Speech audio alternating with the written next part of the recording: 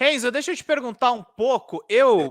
Depois que você já tinha lançado seu livro, eu fui assistir Era uma Vez Em Hollywood. em Hollywood do Tarantino, com aquela cena maravilhosa. Ah, gente, eu vou ter que falar o spoiler final, que é o lança-chamas do DiCaprio nos Assassinos da Sharon Tate. E aí eu vi o título do teu livro do Rancho Spam. Como é que surgiu a inspiração para esse livro, Renzo? E você é um cara que vem da cultura, vem da cobertura do Frank Sinatra, adora filmes, adora músicas. Como é que foi isso? Eu adoro, né? Eu acho que realmente que esse filme do Tarantino, depois do Pulp Fiction, que é uma obra-prima, eu acho que é o melhor filme do Tarantino. E, obviamente, a inspiração veio um pouco disso. Então, o que eu fiz? Esse livro, na verdade, ele é uma picaretagem porque eu peguei algumas frases do Raymond Chandler, que é um autor no ar importante, e que, na minha modesta opinião, depois do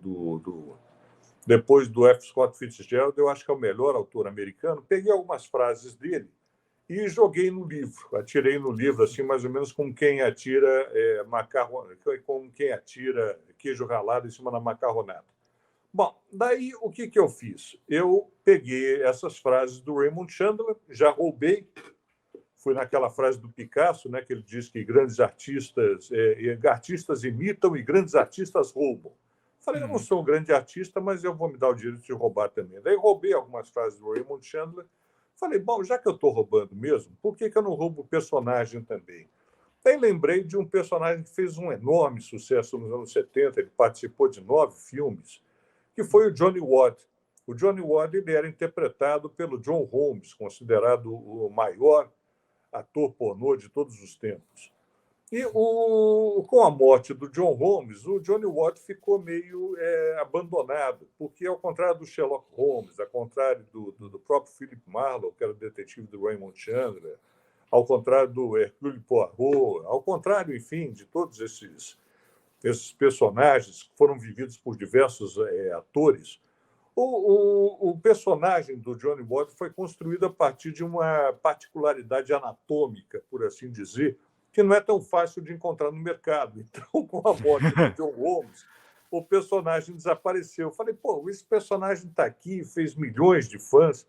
Você sabe que, em termos de franquia, Pedrinho, o Johnny Watt deu muito mais dinheiro do que as franquias dos Vingadores, do que as franquias do James Bond, porque o primeiro filme ele custou exatamente $750. Aquela produção merda que dá uma repercussão imensa. É quase um viral do Twitter, né? Mas quem distribuía os filmes pornô na ocasião era a máfia. Inclusive, o primeiro filme que atravessou essa barreira, até porque conseguiu, como era considerado pornografia, ele não conseguia ser exibido. Daí ele entrou numa batalha legal para garantir a exibição, baseado na primeira emenda norte-americana, que garante a liberdade de expressão. E o primeiro filme a aparecer, que conquistou a classe média, foi o Deep Throat, o Garganta Profunda. E o Deep Throat fez tanto sucesso que o nome do denunciante do caso Watergate, o informante do caso Watergate, foi apelidado de Garganta Profunda. Daí surge esse personagem, o Johnny Watt, interpretado pelo John Holmes, que é uma figura absolutamente... É um cara feio, magrelo, sem o menor atrativo, a não ser... Cara, ele consegue ser mais feio do que eu e você. E olha que é uma proeza. Ele é a cara do Pedro de Lara. Se você observar, se você tirar óculos escuros, você imagina um sedutor que seja a cara do Pedro de Lara. Mas ele tinha essa característica, digamos, anatômica, que fez dele um sucesso. Daí tinha um produtor, ele tinha acabado de sair de uma escola de cinema chamado Bob Sheen. Ele fez esse filme em 2 dias. Ele não tinha verba, ele com $750. Então, os distribuidores começaram a falar, bom, vem cá, e aquele filme de detetive que você fez não vai mais voltar? Daí ele participou de 9 filmes. O John Holmes, para quem assistiu o Bug Nights, que é um puta filme, você deve ter visto, é um filme maravilhoso. Para quem assistiu um outro filme chamado Wonderland também, ele teve um final trágico. O John Holmes se viciou em cocaína e daí ele roubou uma quadrilha de uma rua chamada Wonderland. Ele acabou roubando essa cocaína de um dos grandes traficantes. E esse traficante, para se vingar, ele cometeu uma carnificina na casa onde ficava essa quadrilha da Wonderland, que foi uma coisa que marcou a época nos Estados Unidos. Então, minha ideia foi começar a combinar esses elementos. Você pega o detetive, que é o Johnny Watt. Daí, a premissa básica do livro, e vamos deixar claro, ele é um livro de humor, ele não é um livro noir, ele não é um livro que se leva a sério. A premissa é a seguinte: o Charles Manson, que de fato é compositor, o Charles Manson da família... O assassino. O assassino.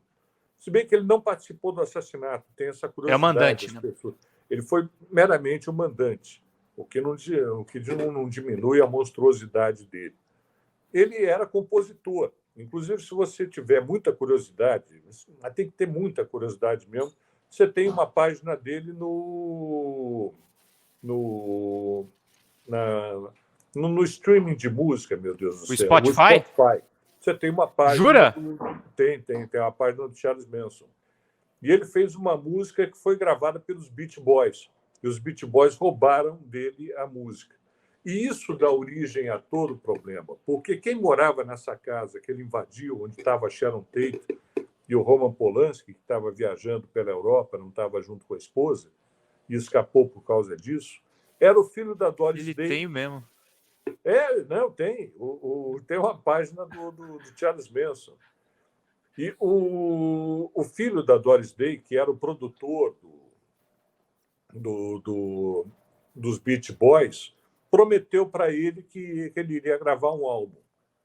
E como esse álbum acabou não acontecendo, ele fez a invasão dessa casa para se vingar do filho da Doris Day. Isso deu origem a esse massacre absurdamente absurdo. É um massacre de uma crueldade brutal. E ele e a família do Charles Manson cometeu 3 ou 4 crimes em série, até que a polícia conseguiu achar, por causa daquela palavra. Eles escreveram pig com sangue na parede. Pig era a forma como eles chamavam os policiais. O objetivo do Charles Manson, na verdade, era iniciar uma guerra racial. Ou seja, além de tudo, esse filho da puta ainda era racista. Mas eu coloco tudo isso numa cesta. E daí eu falei, bom, mas só com esses personagens não dá. Daí eu resolvi pegar um personagem bastante inusitado, que é o Ray Conniff. Espero que você nunca tenha ouvido o Ray Conniff. O Ray Conniff, a música dele é mais prejudicial para a saúde auditiva do que as músicas do Charles Manson. Ele gravou Aquarela do Brasil, umas coisas horrorosas. Daí eu coloco o Ray Conniff como sendo um participante daquelas jam sessions que tinha muito, né, em Los Angeles, onde participavam aqueles jazzistas da pesada, o Charlie Parker, o Chet Baker. Então eu misturo toda essa gente. Eu crio, inclusive, uma cena na qual o Ray Conniff ele vai dar aulas para o Jimi Hendrix antes dele entrar no palco no festival de Woodstock. Então, é esse o nível de delírio do livro.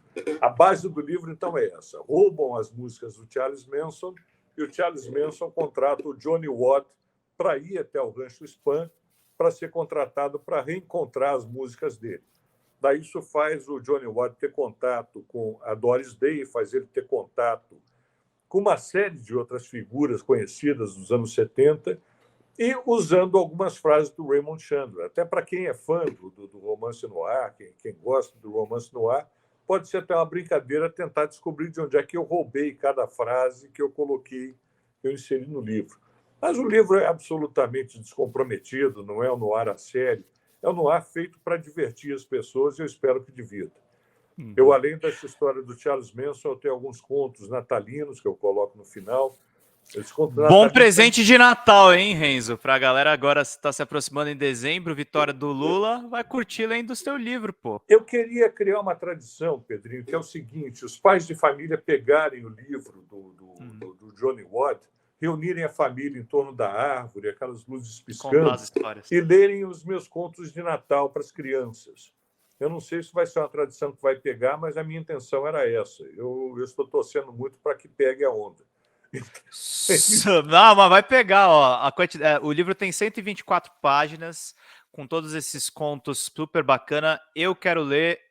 Renzo, eu vou te falar agora com sinceridade. Você zoou a gente lá no grupo, você falou, porra, nem meus amigos compram livro. Cara, eu não consegui ler porra nenhuma nesse ano, porque eu gravo vídeo feito louco, cara, e aí o meu Não, eu cérebro chega sei. no final de semana.